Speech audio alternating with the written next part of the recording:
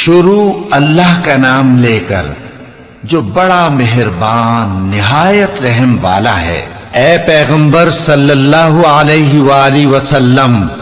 مسلمانوں سے کہہ دو کہ جب اپنی بیویوں کو طلاق دینے لگو تو ان کی عدت کو پیش نظر رکھ کر طلاق دو اور عدت کا شمار رکھو، اور اللہ سے جو تمہارا پروردگار ہے ڈرو۔ نہ تو تم ہی ان کو ایام عدت میں ان کے گھروں سے نکالو اور نہ وہ خود ہی نکلیں۔ ہاں، اگر وہ کھلی بے حیائی کریں تو اور بات ہے، اور یہ اللہ کی حدیں ہیں، اور جو اللہ کی حدوں سے تجاوز کرے گا وہ اپنے آپ پر ظلم کرے گا۔ اے طلاق دینے والے، تجھے کیا معلوم، شاید اللہ اس کے بعد رجعت کی کوئی سبیل پیدا کر دے۔ پھر جب وہ اپنی میعاد یعنی عدت ختم ہونے کے قریب پہنچ جائیں تو یا تو ان کو اچھی طرح سے زوجیت میں رہنے دو یا اچھی طرح سے علیحدہ کر دو، اور اپنے میں سے 2 منصف مردوں کو گواہ کر لو، اور اے گواہو، اللہ کے لیے درست گواہی دینا۔ ان باتوں سے اس شخص کو نصیحت کی جاتی ہے جو اللہ پر اور روز آخرت پر ایمان رکھتا ہے، اور جو کوئی اللہ سے ڈرے گا وہ اس کے لیے رنج و غم سے نجات کی صورت پیدا کر دے گا، اور اس کو ایسی جگہ سے رزق دے گا جہاں سے اس کو وہم و گمان بھی نہ ہو، اور جو اللہ پر بھروسہ رکھے گا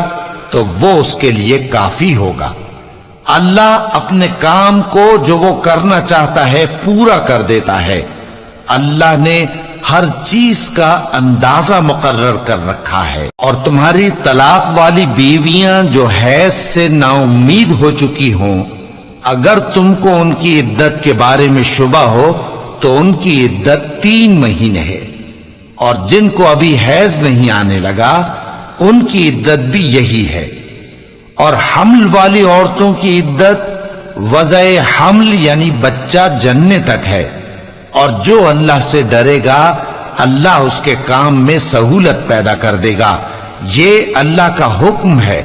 جو اس نے تم پر نازل کیا ہے، اور جو اللہ سے ڈرے گا وہ اس سے اس کے گناہ دور کر دے گا اور اسے اجر عظیم بخشے گا۔ طلاق والی عورتوں کو ایام عدت میں اپنی حیثیت کے مطابق وہیں رکھو جہاں خود رہتے ہو، اور ان کو تنگ کرنے کے لیے تکلیف نہ دو، اور اگر وہ حمل سے ہوں تو بچہ پیدا ہونے تک ان کا خرچ دیتے رہو، پھر اگر وہ بچے کو تمہارے کہنے سے دودھ پلائیں تو ان کو ان کی اجرت دے دو، اور بچے کے بارے میں پسندیدہ طریق سے موافقت رکھو، اور اگر باہم ضد اور نا اتفاقی کرو گے تو بچے کو اس کے باپ کے کہنے سے کوئی اور عورت دودھ پلائے گی۔ صاحب وسعت کو اپنی وسعت کے مطابق خرچ کرنا چاہیے، اور جس کے رزق میں تنگی ہو جتنا اللہ نے اس کو دیا ہے وہ اس کے موافق خرچ کرے۔ اللہ کسی کو زیر بار نہیں کرتا مگر اسی کے لحاظ سے جتنا اس کو دیا ہے، اور اللہ عنقریب تنگی کے بعد آسانی کر دے گا۔ اور بہت سی بستیوں کے رہنے والوں نے اپنے پروردگار اور اس کے پیغمبروں کے احکام سے سرکشی کی تو ہم نے ان کو سخت حساب میں پکڑ لیا، اور ان پر ایسا عذاب نازل کیا جو نہ دیکھا تھا نہ سنا، سو انہوں نے اپنے کاموں کی سزا کا مزہ چکھ لیا، اور ان کا انجام نقصان ہی تو تھا۔ اللہ نے ان کے لیے سخت عذاب تیار کر رکھا ہے، تو اے عقل والو جو ایمان لائے ہو اللہ سے ڈرو۔ اللہ نے تمہارے پاس نصیحت بھیج دی ہے، یعنی ایسے پیغمبر جو تمہارے سامنے اللہ کی واضح آیتیں پڑھتے ہیں تاکہ جو لوگ ایمان لائے اور عمل نیک کرتے رہے ہیں ان کو اندھیروں سے نکال کر روشنی میں لے آئیں، اور جو اللہ پر ایمان لائے گا اور عمل نیک کرے گا وہ ان کو جنتوں میں داخل کرے گا جن کے نیچے نہریں بہہ رہی ہیں،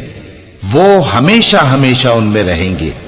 اللہ نے ان کے لیے کیا خوب رزق رکھا ہے۔ اللہ ہی تو ہے جس نے 7 آسمان پیدا کیے اور ویسی ہی زمینیں بھی ان میں اللہ کا حکم اترتا رہتا ہے تاکہ تم لوگ جان لو کہ اللہ ہر چیز پر قادر ہے، اور یہ کہ اللہ اپنے علم سے ہر چیز کا احاطہ کیے ہوئے ہے۔